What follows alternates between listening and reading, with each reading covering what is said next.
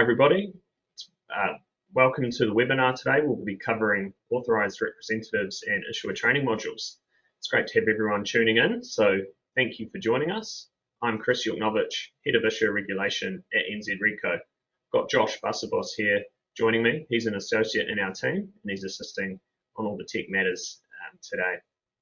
Please be aware that we're recording this webinar and we'll share the recording with others so that you can share it with others at the issuer or advisors that want to watch as well. Please use the Q&A function if you've got any questions as we proceed, and Josh will help me out by asking those, and we'll do our best to address them. Otherwise, we can get back to you later as well. If you have any follow-up queries after this webinar, please use our group email, issuer@nzredco.com, to get in touch with the issuer regulation team. We're always available to help with listing rule related queries, and especially during market trading hours, and that inbox is monitored at all times, so feel free to get in touch. We sometimes receive queries on legal obligations, and while we can point to examples and discuss the matter, we can't provide legal advice, but we'll let you know if that's the case, if it's something to do with the Financial Markets Conduct Act or the Companies Act, for example. So as we work through the webinar today, we expect it to take no more than 45 minutes. We'll cover the changes to the listing rules, requirements for all issuers to have 2 authorised representatives, the prescribed submission form that we've created for issuers to advise us of the authorised representatives, the new issuer training module suite that we've released, and how to use the online website where the issuer training modules can be found. So first up, before we get into the listing rules, NZX itself is an independently governed frontline regulator for NZX issuers. We have 4 main strategic objectives. These include compliant markets, where we support the listed ecosystem, market development and structure, where we promote regulatory settings that support market integrity, and regulatory empowerment, which provides tools and we support issuers to enable them to meet their obligations efficiently and effectively. We have 4 teams in RegCo, one being market conduct, another being participant compliance, and the third being surveillance. Well, 4 of us with issuer regulation as well. Certainly issuers may hear from each of us from time to time, and we each have a different focus under the NZX umbrella. So on to authorised representatives. This is a new obligation that comes in July, 24th of July. Thank you for everyone who participated in the market consultation that was led by NZX Policy last year. That led through to an application to the FMA and then changes to the listing rules that will come out next month. From time to time, people do have suggested enhancements to the listing rules or areas that they find cause issues for activities or operational matters. You're welcome to raise these concerns or suggestions with issuer regulation or your NZX relationship manager. We often work with NZX Policy on tweaks and changes, and while the listing rules are a formal document, NZX does make changes from time to time subject to market consultation and FMA approval. A large change that came through last year, for example, was in relation to capital raising. For authorised representatives themselves, on the 24th of July, all issuers must have appointed a primary and a secondary authorised representative.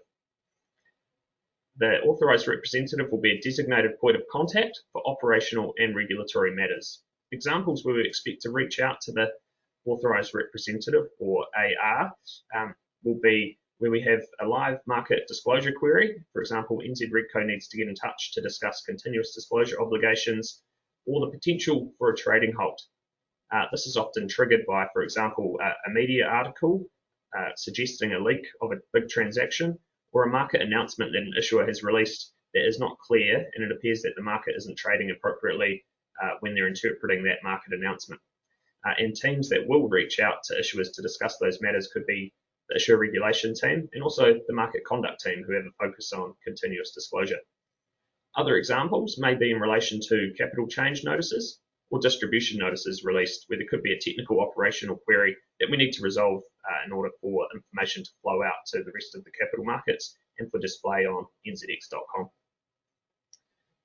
In terms of the authorised representatives themselves, the definition is specific in terms of the person that can be appointed needs to be an employee, an officer, or a director of the issuer. We've been specific about this so that we ensure that NZRegCo has direct access to the appropriate people at the issuer. This is important for live market matters during trading hours. As well as being an employee, officer, or director, the primary authorised representative must be someone who possesses a high degree of familiarity with the issuer and the operations of that issuer. They need to have ready access to management and the issuer's board to discuss listing rule compliance. The reason for this is, as I noted before, in terms of trading halts or continuous disclosure matters where time is of the essence if it's during the trading hours between, for the debt market, 9 a.m. and 5, or for the equity market between 10 a.m. and 5 p.m. We've had a couple of queries so far in relation to the obligations and how they connect with the Market Announcement Platform, or MAP. There's no obligation for the authorised representative to complete the MAP lodgements, although we would expect for some issuers the AR would be the person that does their MAP uploading. But we're also aware that other issuers use advisors, for example law firms, to release their information over MAP. This is fine, but we'll usually contact the authorised representative if we have queries about what has been released over MAP. The issuer and the board remain responsible for listing rule compliance activities for the issuer. Now, in terms of notifying NZX of the authorised representatives, we've created a prescribed form. This form must be used, and it's available on nzx.com. The prescribed form submits certain information to our team, and we'll review that when it comes in. When you're using the prescribed form, this is an example of what you can see on submission so that you can double check the information.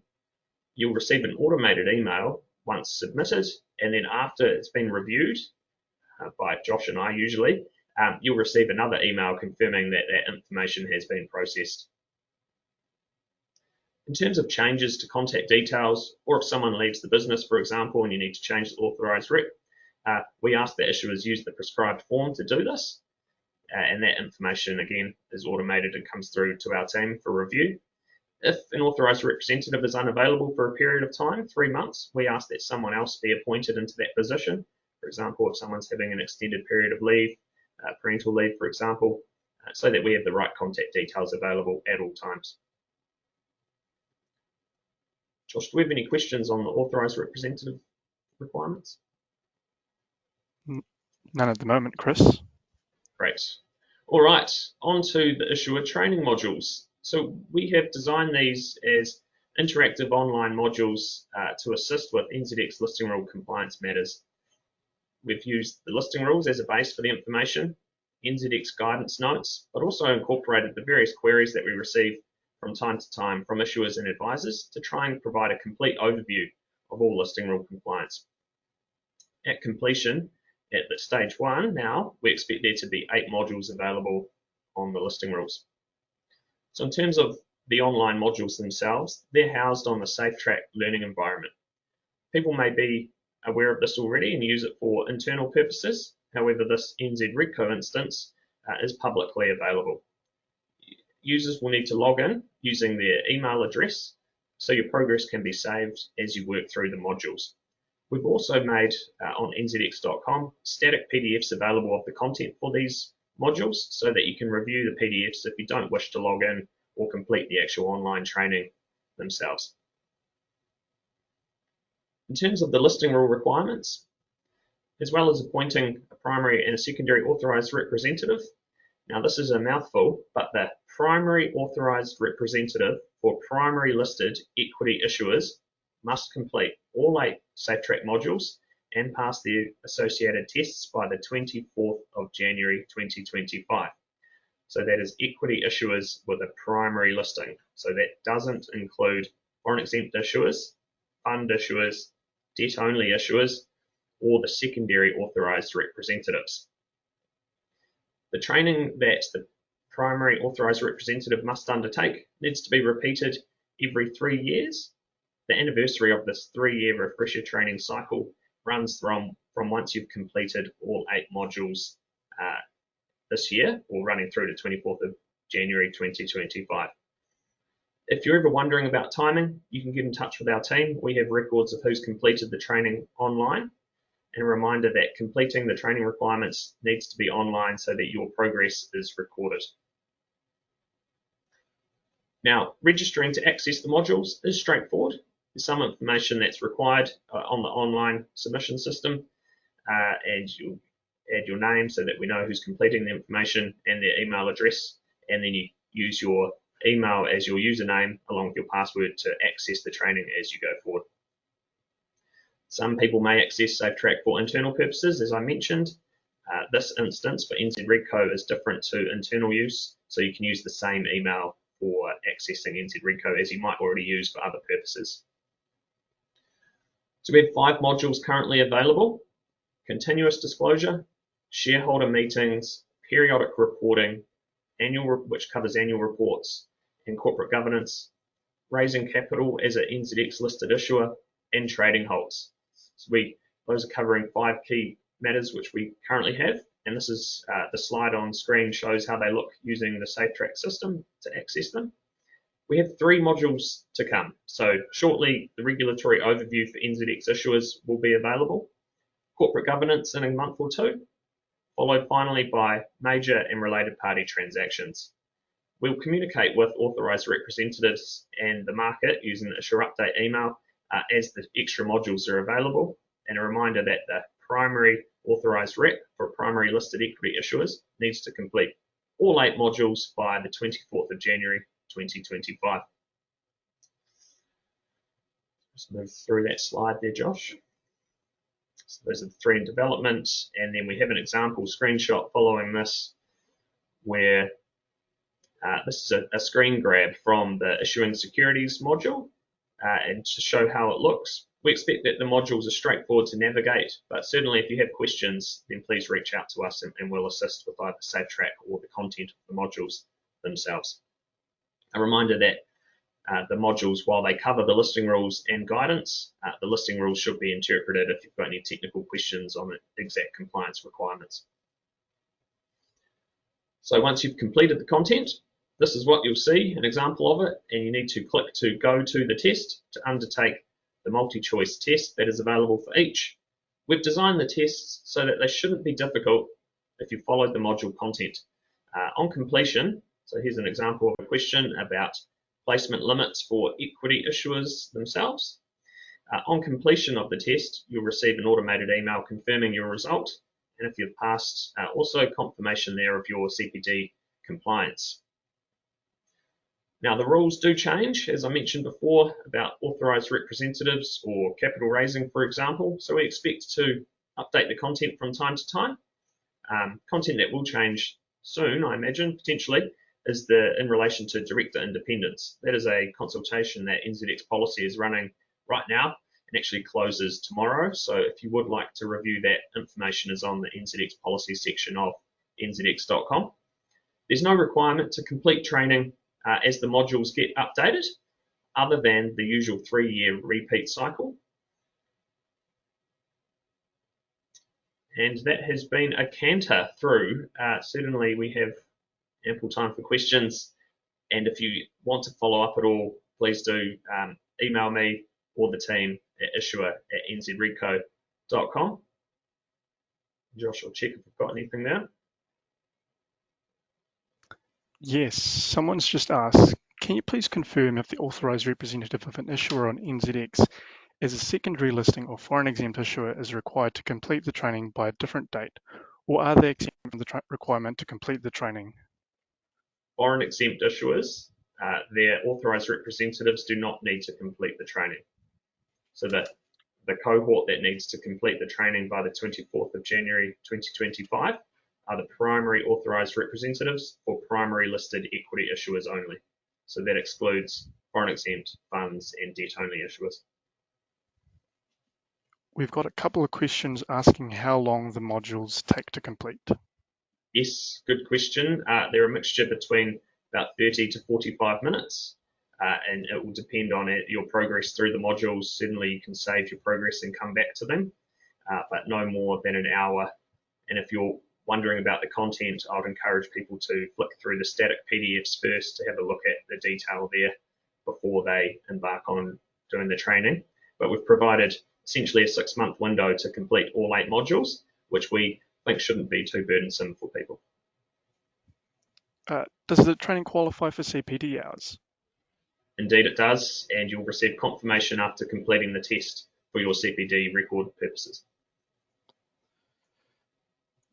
We've got a couple of questions regarding the secondary authorised representatives. Can a secondary authorised representative elect to do the training?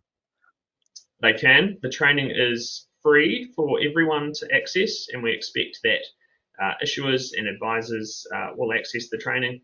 So we welcome everyone to do that, and we encourage secondary authorised representatives to undertake the modules, especially ones like trading halts or continuous disclosure. But all modules are available for everyone who wishes to undertake them. Will we be sending reminders, particularly with respect to completing the training every 3 years? NZRegco will be communicating with the relevant authorised representatives that need to complete the training, and we'll have on record the completion date to help out if anyone has questions about their anniversary.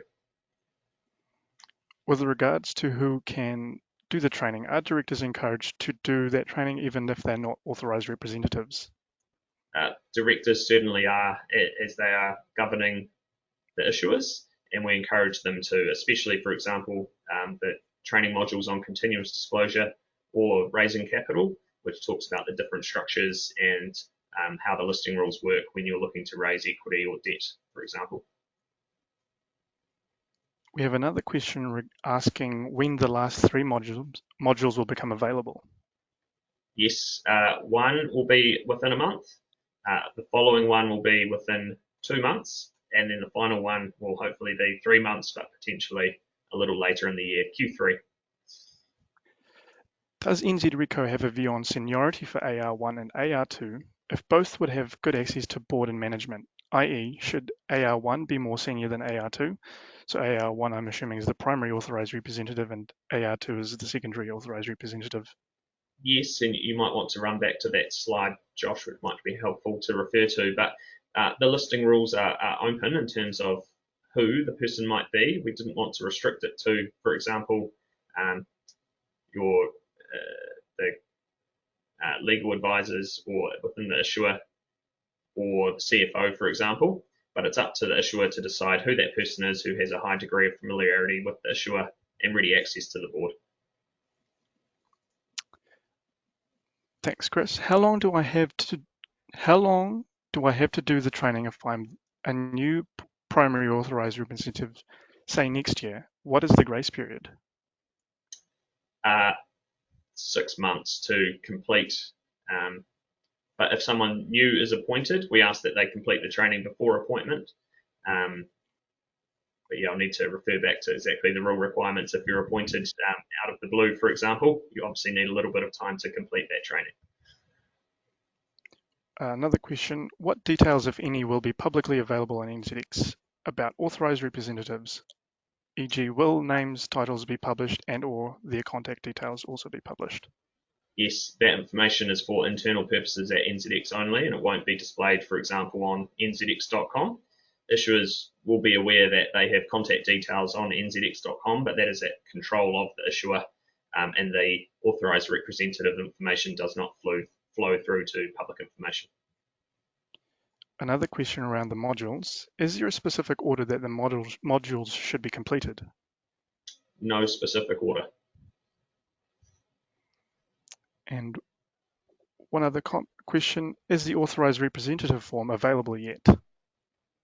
The AR form is, and we had the link to where it's available, I think, in the slides, but certainly we sent a detailed issuer update a week or 2 ago when we first advised of this webinar, and the link to the form, which is on nzx.com, is available there.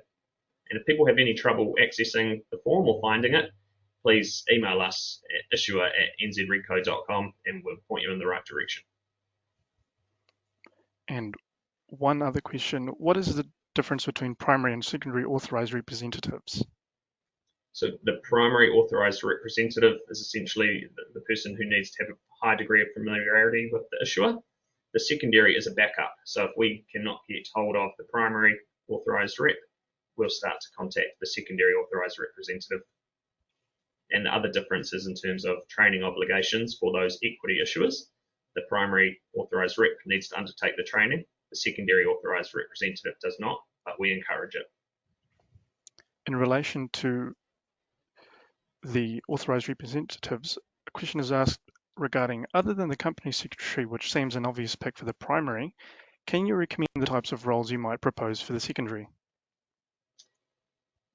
It would really depend on the issuer and the size of the issuer. So we know that some issuers are obviously based offshore, and because of the trading hours in New Zealand time, they've chosen to appoint their New Zealand resident board member, for example, as an authorised representative. So we don't expect to contact them too often, but the person, if they're available in New Zealand, is helpful compared to the other people within the entity are offshore working on different time zones.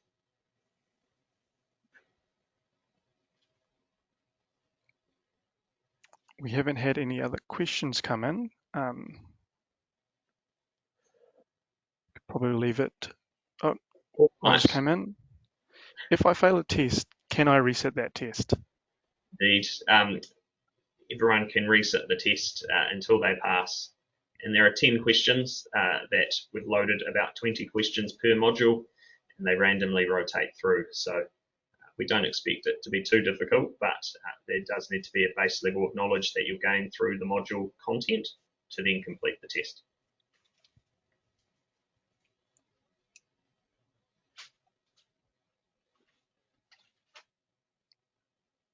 All right. Well, thank you, everybody. It's great to have everyone joining us today, and we'll share this for anyone else who wants to watch. But otherwise, please do get in touch if you've got any questions. We assist issuers and advisors every day, so we're very happy to help if there's any questions that you have on this or anything else to do with the listing rules. Thank you. Bye-bye.